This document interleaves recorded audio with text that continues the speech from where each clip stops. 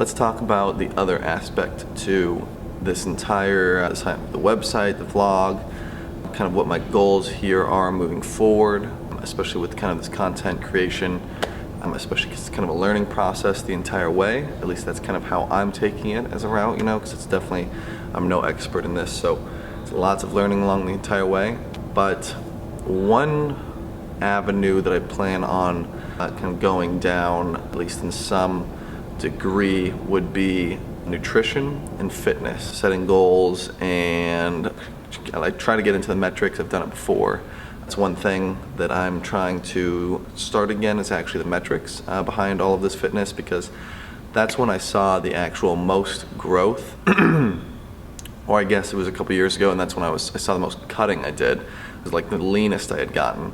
Now for this turnaround, I guess, kind of this time around, instead of just cutting down and getting as lean as possible, my actual goal is to put on quite a bit of weight. However, I don't want to do that in any sort of like dirty bulking or like just pounding food. I mean, you have to pound food one way or another, but my goal behind this is to actually do quite a bit of a clean bulk, and with the clean bulk have consistent workouts, and kind of show you how I keep track of my metrics. And I don't really want to start, you know, that was one question, was do I start my own fitness Instagram for this? Do I try to break it up and separate it? But the thing is I honestly, like, fitness has become such, I mean, outside of what I'm normally doing, any like career related stuff, or the adventure side of this whole entire like vlog and blog, fitness is definitely a key part of what's going on in my life. So why even separate it from my own personal Instagram? It might as well just be all interconnected. So I do have a second Instagram, and it is for Reeson Studio, but it's purely for photography. And the reason I actually do that is because, well, for example, when I went to Yellowstone, and you'll probably even see this here soon, because I haven't actually started this process yet, but when I went to Yellowstone, I took 1,600 pictures pretty much, or close to in total, and then I filtered that out over, you know, each day. I would kind of like narrow that down a little bit, narrow that down a little bit, and then by the time I was done with the entire thing, I had narrowed it down to about 250 pictures in total from the entire like 8-day trip. So with that, I kind of do want a place where I can just start like pushing my favorite pictures, whether that's landscapes in the city or wilderness, or, you know, whatever kind of genre that is. But I don't necessarily want to just, because it's like daily just massively uploading landscape pictures, wilderness pictures. So I definitely want to make sure I have more of a personal Instagram still, something that's like more for myself, and then one that is just purely any photography content that I've taken, and that I can kind of just massively upload all of that on a regular basis and keep it held in one section away from all of this. But fitness, I do want to keep, being that it is that is myself, and I'm getting very involved with it myself. I plan on keeping that just on the forefront of my regular Instagram. We'll see how that goes, because that's also a learning process. All of this is kind of just learning on the go. So it should be a learning process from the fitness side, from the content side, from the marketing and metric side. So we'll see how this continues. But I know a lot of things I'll cover are kind of how I keep track of metrics. I'll go over workouts a little bit. So let me get into that. Okay, so I'm gonna run through all of this real quick. I'm gonna like pop this up. Should be a nice, easy little like. Okay. So I'll make some links here so that you can just like skip back and forth however you'd like, because honestly they run for a bit, and it's a long one. Just even covering these, I'm a talker, I guess. I will be going into all of these in more detail with their own individual videos later on here. So keep an eye out for that. So I haven't been doing this for terribly long, but really part of the reason with that was I was kind of beginning to plateau, and one of the easiest ways to get through a beginning plateau, at least, you know, after only working out consistently for a couple of months, is going to be actually keeping track of that weight, because otherwise you're just mentally kind of going about it in a way that you might as well pretty much be winging it. As you can see, I keep track of the weights each day going through this. So as you can see, like for example, the first day here is going to be bench. and I keep track of it as sets of 8, and then I do those four sets of 8, and you can see 145, 145, 145. You know, the last set I only hit 6 out of 8 of those. So then the next week I came in, I stuck at the same weight, 145, 145, 145. And then, as you can see, I just slowly, you can actually keep track of it each time, and you take out a lot of guesswork that's actually in the process. Some people walk around with notepads. I like to keep it in my phone, mostly because I won't forget it. You're never, like, don't have your phone on you. So that's step number 1, is to actually keep track of those weights. All right, so part number 2 to this, we're looking at pretty much counting macros and the nutrition side of all of this. And so pretty much, rather than, at first I had this all written down, that's just not gonna work. I think the easiest way to go through this, honestly, is just grabbing something simple and showing you how to do this. So let's just take a look at some spaghetti, for example, honestly. We're gonna start out with, there's pretty much 4 things that you're gonna be keeping track of this entire time, right? And the first thing, there we go. So the first thing that you're going to be keeping track of is your basic calories, because there is, like we've got a maintenance calorie intake, which is just staying ground zero, not gaining or losing weight. Then a deficit, where we're losing weight, or where we're over the maintenance, and that's actually putting weight on. So the next thing beyond that, we're looking at 3 main macros, and that's really what I'm talking about when I get into this. All right, there we go. So pretty much, if you can see here, we've got total fat right there, 1.5 grams. We've got your total carbs right there, 39 grams. You've got your protein down here, which would be 8 grams. And then obviously, it matters to be like keeping track of all of this by serving size and whatnot. But that's honestly fairly simple if you go ahead and use MyFitnessPal. And I'm gonna go into more detail about this later. I don't know if I'm gonna say this literally with every single one of them, but obviously I'll go into a deeper video showing how I do all of this. Literally just I might even do just a full day of eating, especially because I'm bulking right now. And I'm kind of still getting into this habit anyhow. Counting macros is kind of a difficult habit to jump into. At least it's something that I find difficult. In the past, I've kept it very simple, very, very simple meals. And the problem with that is it's hard to turn around and keep doing that for years. And if you can get really good at counting macros, then it's something that can continue with you for more of a lifestyle change, allowing you to keep these results and continue moving forward, rather than it being, like a 3-month just deadhead, I'm gonna eat nothing but chicken and rice. And that's where you kind of lose the true longevity with these goals. So that's number 2. We're gonna go ahead and jump in right over into number 3. Body measurements. If you can read that handwriting, to be honest. So pretty much what that means for this. So pretty much what that actually means for this, it's pretty simple. We've just got a tape measure, and again, I'll go into more detail later. But I take these measurements, and they're a little bit more rare in timing. I don't do them nearly as often as tracking weight. Macros is obviously daily, weights is obviously daily. This is almost more like monthly. Honestly, it's been like 3 months since the last time I did it, so I could definitely do it more often, but this is definitely a fun statistic to honestly keep track of at the same time. Now, there are quite a few pieces that we cover, and pretty much you go across down your entire body getting these measurements down. And I'll just make a quick, we hit quite a few. So we've got around the neck, we're also looking at around the chest. And when you're getting around the chest, it's right at the nipples, right around the widest part pretty much of your chest. I also get one across the belly button area, and then one across the hips and kind of like right at the butt and hips area. And then down into let me get back up real quick here. We also get one right at the widest part of the bicep, at the forearm, again at the bicep, again at the forearm. And then as we move down, we're also looking at one mid-thigh, and then also with the calves, even though let's be realistic. My calves have not grown ever.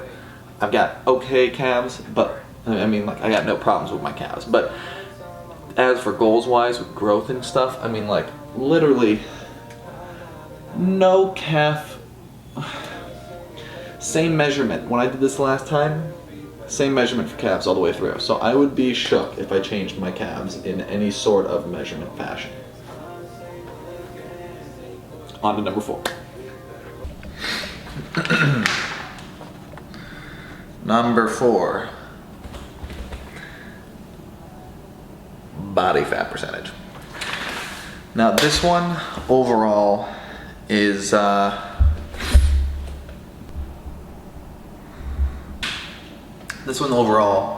pretty complicated. Not so complicated, but kind of complicated in the way that there's so many different ways that people take body fat percentage that the majority of the time it's really not even that accurate. So, I mean, this is what I use. I'm going to go over it in half a second here. There's also calipers, which are like they pinch, they grab your skin, and then that's what, it tells you the angle. You take measurements all over your body, and then it gives you a fairly accurate body fat percentage. There's, scales that you stand on. They pretty much do the same thing as this. There's water. I think some water test is like the best one out there. I've had, like, when I did a study for UNL, they had clamps that they did, I think they like fingers to feet. I think it still runs the electricity through the same way this would, but it's a little bit more accurate.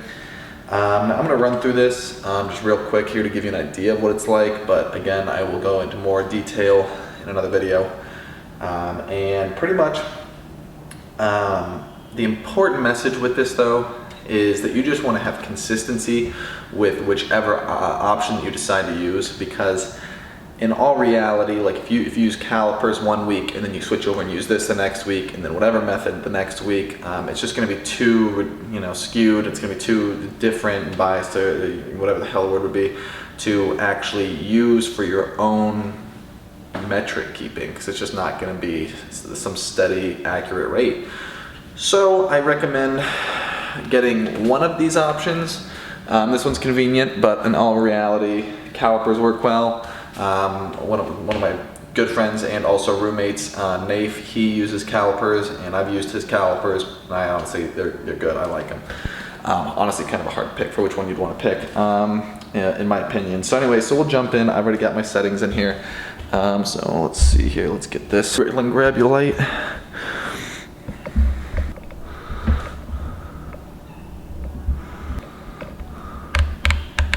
There we go. Can we see it yet? Holy shit. Alright. I'm gonna be so white now. Yeah. That's first of all, right? So I've got my information in here. And it pretty much goes over the basic height, weight, age, fat. That's what it's going to tell you. BMI, sex. You can put in quite a few different statistics in here about yourself, and then it gives you a reading. So what we'll do is we'll go ahead.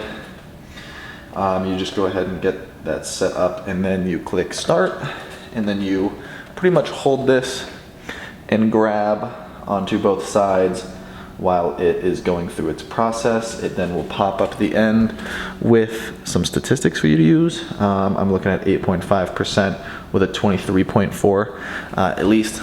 Now the important part here, the important part with that is that that's really just based off of this method, because there's just so many slight variations between a couple of them that you can kind of just take it with a slight grain of salt, to be honest. And the next problem behind that is that this, right now, we're looking at like 5:30 p.m. Or around that. I've been drinking water all day, and that 100% will affect your results when you use some sort of electricity transmitted style of body fat percentage calculator. So if you're gonna do it, again, just in the same way that you wouldn't switch from calipers to this electronic method, you would also make sure that when you're taking your body fat percentages, you do them at the same time every day, or the same time of the day of same day of the week at the same time. So a lot of times what I've done in the past and what I plan on doing here again is just going to be Sunday mornings, or maybe even Monday mornings, but Usually Sunday morning works pretty well for me. And you just do it before you go to the bathroom, before you get anything to drink, and you're good to go. You get that kind of statistic out of the way, and then you continue on with your week. So that's number 4. Go more into depth later on with that one, but let's jump into number 5.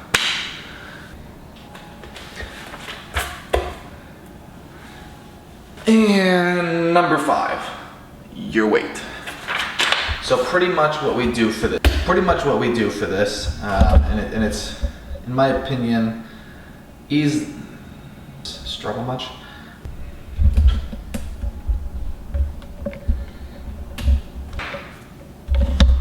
So pretty much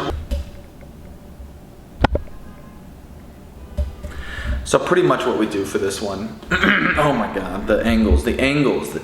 So anyway, so pretty much what we do for this one, just the thing with weight is that it is easily, in my opinion, one of the least important statistics that we're gonna keep track of, because even though, you know, like I have a goal with weight, most people have a goal with weight, there's nothing wrong with having a goal in mind with your weight.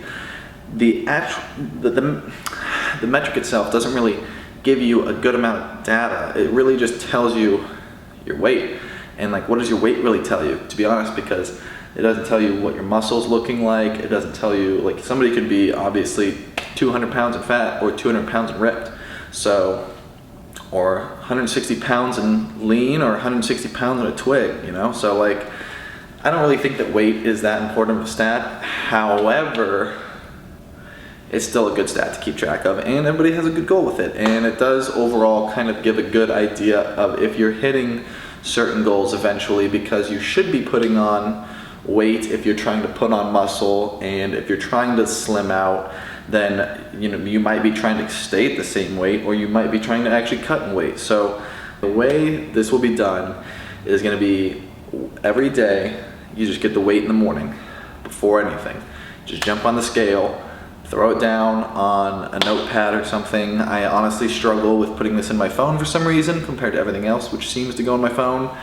And then at the end of the week, we put all of those together, grab the average weight that you're at for that week, and then you keep a weekly stat of the averages. Of course, you can keep daily also, but the average is what matters for the week, because there's just too many variables and changes with weight to be able to keep track of it on a day-to-day basis. And if you take that number seriously on a day-to-day basis, then your overall results can definitely get skewed, because it's just way too easy to have one big meal the night before or whatever it is, and all of a sudden you've gained 2 pounds and you're thinking you're big and you're huge, or you've gained too much weight or whatever it is, and in all reality it just fluctuates too easily.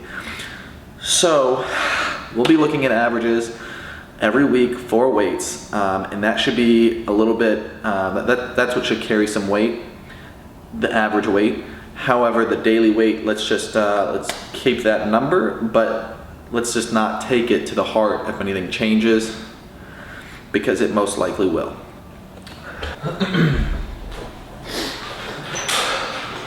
So this should help give you an idea of why I actually am so into fitness.